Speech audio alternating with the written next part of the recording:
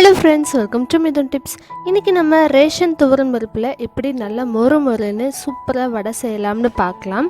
அதுக்கு முன்னாடி நம்ம சேனலை இன்னும் நீங்க சப்ஸ்கிரைப் பண்ணலனா மறக்காம கீழ இருக்க ரெட் பட்டன் பிரஸ் பண்ணிக்கோங்க. அப்படியே பக்கத்துல இருக்க பெல் ஐகானும் பிரஸ் பண்ணிக்கோங்க.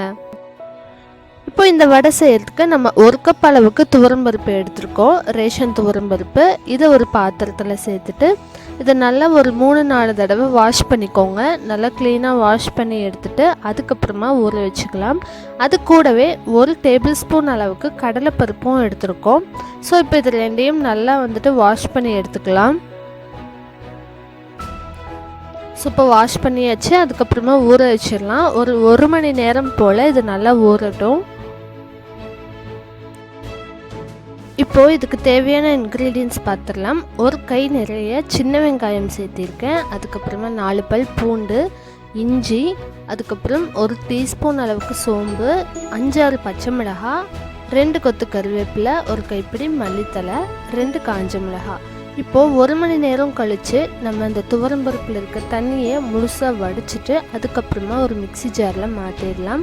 அது கூடவே 2 காஞ்ச மிளகாயும் பார்த்திங்கன்னா கொஞ்சம் தண்ணியில் ஊற வச்சுருக்கேன். அப்போ தான் ஈஸியாக பிளெண்ட் ஆகும். அதுக்காக அது கூடவே 1 டீஸ்பூன் அளவுக்கு சோம்பு சேர்த்திக்கலாம் வாசனைக்காக.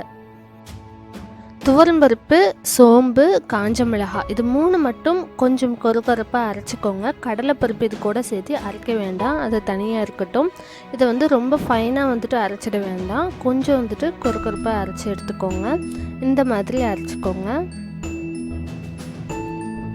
இதை இன்னொரு பாத்திரத்தில் ட்ரான்ஸ்ஃபர் பண்ணிடலாம்.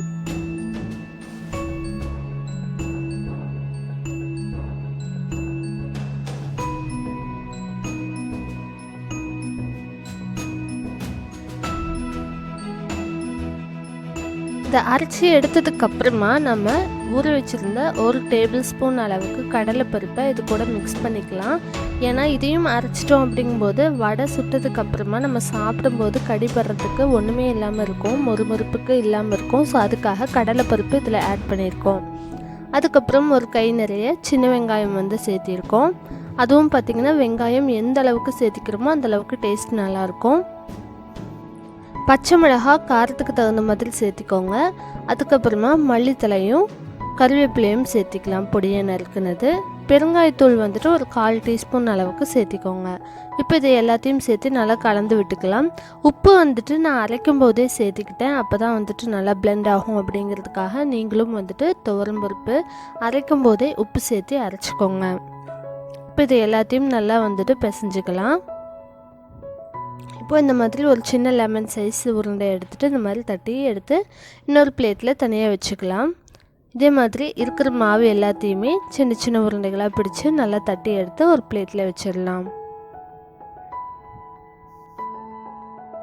ஸோ இப்போ எல்லா வடையும் நம்ம தட்டி வச்சாச்சு. இப்போ எண்ணெய் நல்லா சூடானதுக்கப்புறமா நம்ம வடையை பொரித்து எடுத்துடலாம். மீடியம் ஃப்ளேம்லேயே வச்சு குக் பண்ணுங்கள். ஹை ஃப்ளேமில் வச்சா உள்ளே வேகாது. அதுக்கப்புறம் மேலே பார்த்திங்கன்னா கரிஞ்சிடும். உங்களுக்கு அந்த கிறிஸ்பினஸோ அந்த வாசனையும் போயிடும். ஸோ உங்களுக்கு மீடியம் ஃப்ளேமில் வச்சே குக் பண்ணிக்கோங்க. இப்போ இந்த மேலே இருக்க பபிள்ஸ் எல்லாமே பார்த்திங்கன்னா அடங்கணும். அது வரைக்கும் நல்லா ஃப்ரை பண்ணி விட்டுக்கோங்க. அப்பப்போ திருப்பி போட்டு ஃப்ரை பண்ணிக்கோங்க. இப்போ பார்த்திங்கன்னா பபிள்ஸ் எல்லாமே கம்மியாயிடுச்சு. அப்படிங்கும்போது உள்ளே இருக்க வடை பார்த்திங்கன்னா நல்லா வெந்திருக்கும். இந்த ஸ்டேஜில் நம்ம வடையை எடுத்துடலாம். ஸோ இதே மாதிரி மீதம் இருக்க எல்லா மாவையும் வடையை சுட்டு எடுத்துடலாம். இப்போ கொஞ்சமாக நான் குட்டி வடையும் செஞ்சுருக்கேன். இது பார்த்திங்கன்னா வீட்டில் கிட்ஸ் இருந்தாங்கன்னா அவங்களுக்கு இந்த மாதிரி குட்டி குட்டியாக செஞ்சு கொடுக்கும்போது கண்டிப்பாக அவங்க விரும்பி சாப்பிடுவாங்க. இது கூட உங்களுக்கு முருங்கைக்கீரை கிடைச்சா கூட 1 கைப்பிடி அளவுக்கு அதை நல்லா பொடி பொடியாக நறுக்கிட்டு நம்ம கருவேப்பிலை மல்லி இலையெல்லாம் சேர்த்தோம் இல்லையா, அந்த ஸ்டேஜில் அதையும் சேர்த்துட்டு நல்லா பிசைஞ்சு வடை சுடும்போது இன்னும் நல்லா கிறிஸ்பியாகவும் இருக்கும், நல்லா ஹெல்த்தியாகவும் இருக்கும். ஸோ கிடைச்சிதுன்னா கண்டிப்பாக அதையும் ஆட் பண்ணிக்கோங்க.